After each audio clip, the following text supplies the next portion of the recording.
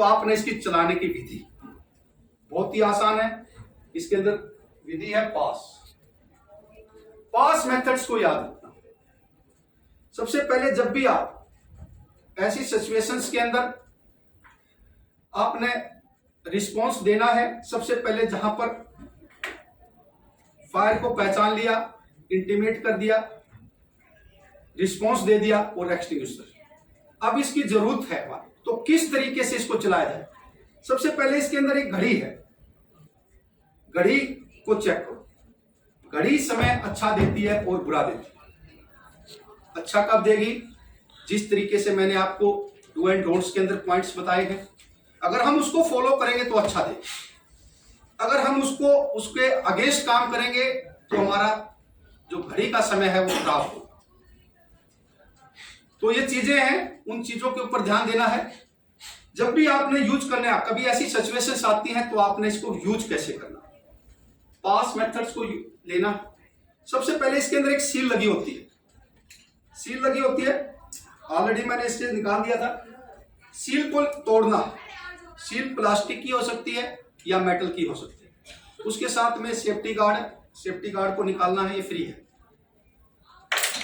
अब आपने देखना है कि फायर आपसे कितनी दूर है।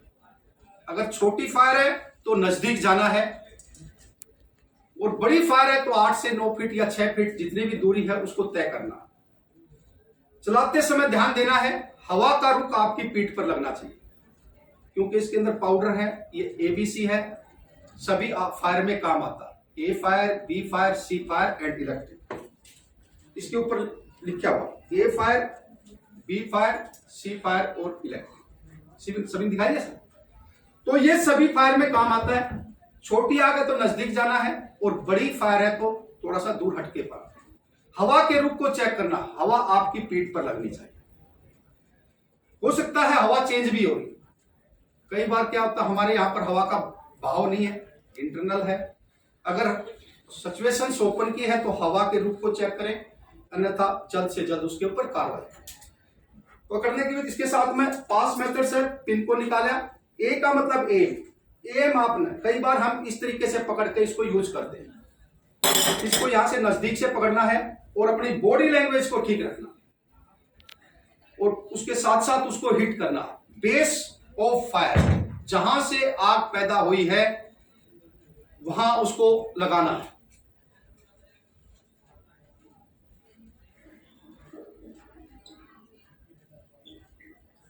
ये फ्लेम फायर नहीं है।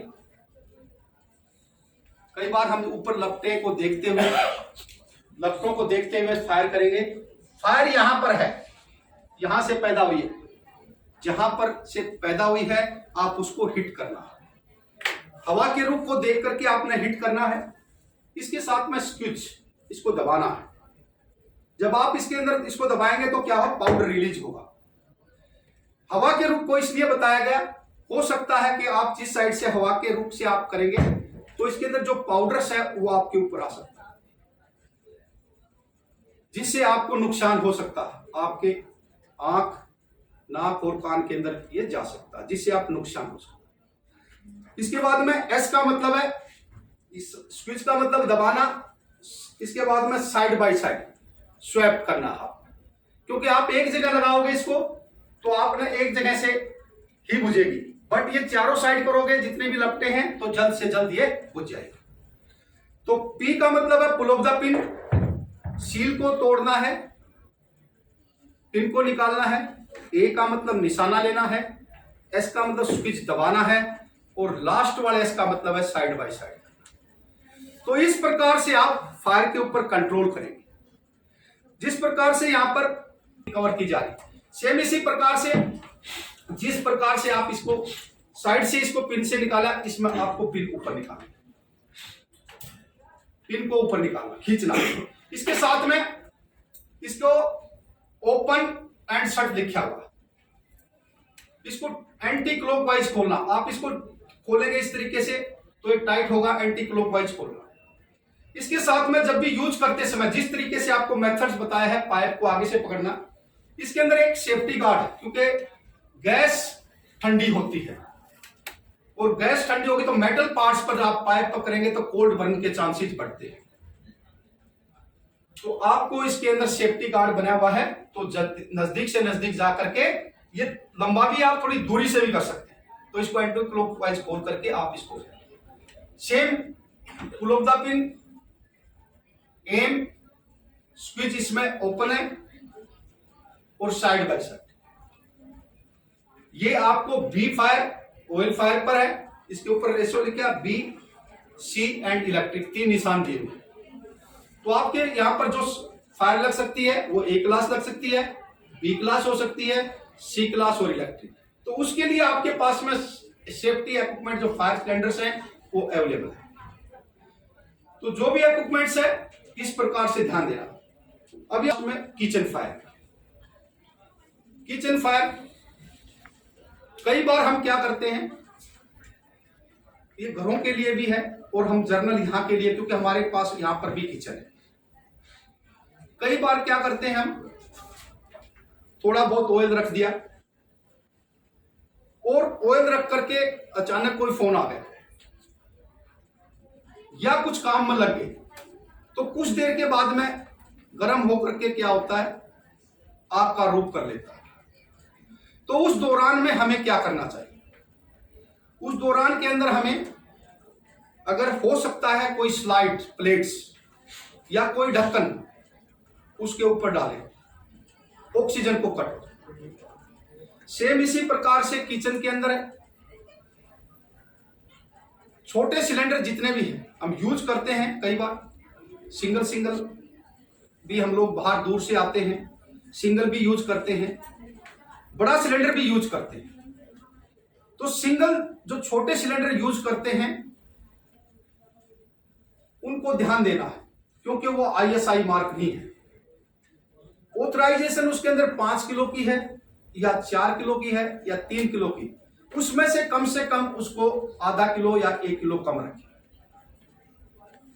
दूसरा, जब भी ऐसी सिचुएशंस आ जाती, कई बार आपने देखा फायर के अंदर पाइप के अंदर भी आग लगते हुए रेगुलेटर में पहुंच जाती है। तो उस दौरान में हमें क्या करना है? उस दौरान में हमें उसको ऑक्सीजन को कट करना। ऑक्सीजन को कट करना, ऑक्सीजन को कैसे कट करेंगे? जल्द से जल्द कोई भी बाल्टी है या कोई टब है या कोई पतीला है, उसमें नल से तुरंत पानी खोलें। कोई भी भारी कपड़ा है या हल्का कपड़ा है, इंक्लूडिंग आपका कोई ऐसी चीज है, जर्सी है या कोट है, उस समय आपने क्या है, किसी भी चीज को देखना नहीं कि मेरा ये कपड़ा खराब है या मैं इसको, सिचुएशन को देखते हुए तुरंत उसको गीला करना है और उसको धीरे धीरे साथ में जाकर के उसकी ऑक्सीजन को कट करना है और रेगुलेटर को बंद करना है। किचन में इस प्रकार की सिचुएशंस में ध्यान दें, जब भी आप घर से निकलते हैं नॉब बंद करें।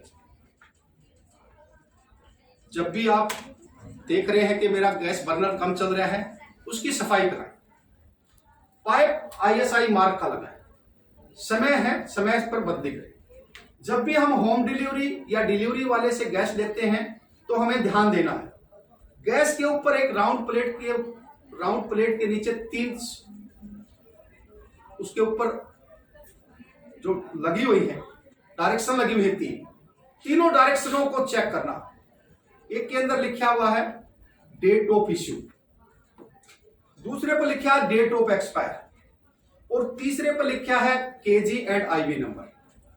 जैसे अभी 2024 चल रहा है, अगर हमारे को डिलीवरी वाला 2023, ये हमारे लिए घरों के लिए भी बहुत बड़ा जर्नल पॉइंट्स है। 2023 का अगर हमारे को वो डिलीवरी करता है तो उसको बोले कि हमारे को अब नया सिलेंडर, क्योंकि वो डेट ऑफ एक्सपायर हो गई। हालांकि अभी तक तो ऐसा बहुत कम चांसेस हुए हैं, लेकिन एक्सपायर को आप किसी प्रकार से जोखिम ना है।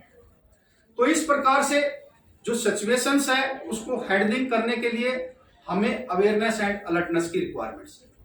इसके साथ साथ हमारे पास में साइडों के ऊपर स्ट्रेचर है, व्हील चेयर्स हैं और हमारी जो टीम है, चाहे वो सिक्योरिटी टीम है, हमारे जो फायरमैन्स हैं, मेंटेनेंस टीम है, वो समय समय पर हम लोग उसकी फायर ट्रेनिंग कराते रहते हैं। तो कहीं पर भी किसी भी प्रकार का आपको इस चीज के बारे में घबराने की जरूरत नहीं है। बट ये है कि समय रहते हुए उस सिचुएशंस को आपने हमें बताना है और जल्द से जल्द उसकी कार्रवाई। अवेयरनेस एंड अलर्टनेस के लिए जब भी ऐसी सिचुएशंस आती हैं तो